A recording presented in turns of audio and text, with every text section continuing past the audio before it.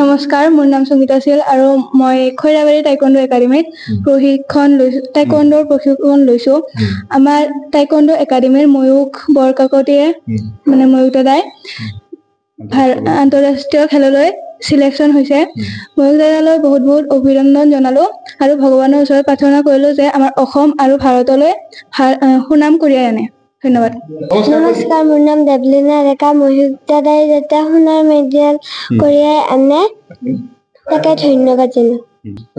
নমস্কাৰ, বৰ্তমান আমাৰ ল'ৰা ছোৱালীসকলক যদি আমি ব্যস্ত ৰাখিব খোজো একমাত্ৰ এই ক্ৰীড়াৰ জৰিয়তে আমি ব্যস্ত ৰাখিব লাগিব। কাৰণ আমাৰ যুৱ প্ৰজন্ম বৰ্তমান সময়ত যিদৰে আমাৰ ধ্বংসৰ মুখাপেক্ষী হৈছে, আমি যদি সংবাদ মাধ্যমত যদি চাওঁ তেতিয়াহ'লে আমি দেখো যে হত্যা, হিংসা, ড্ৰাগছ বিভিন্ন ধৰণৰ আমি আসক্ত হৈ মানে যিবিলাক আমাৰ সমাজৰ গহিত কাম সেইবিলাক কৰে।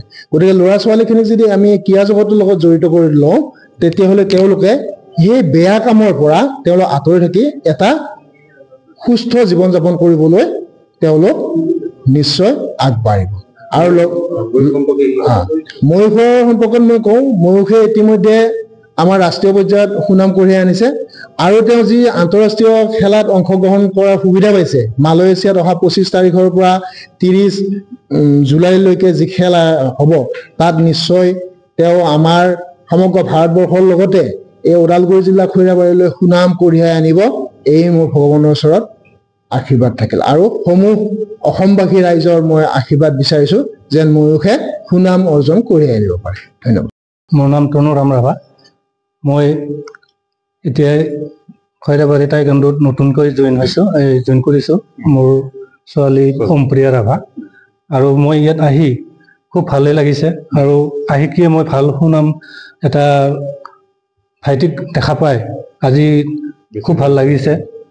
আৰু লগতে মই মহিলাপাৰা VCDC চেয়াৰমেন হিচাপে মই তেখেতক আশীৰ্বাদ দিছোঁ আৰু লগতে গাৰ্জেন হিচাপেও মই আশীৰ্বাদ দিছোঁ যাতে এই ল'ৰাজনে ভালকৈ খেলি জয় হৈ আহে।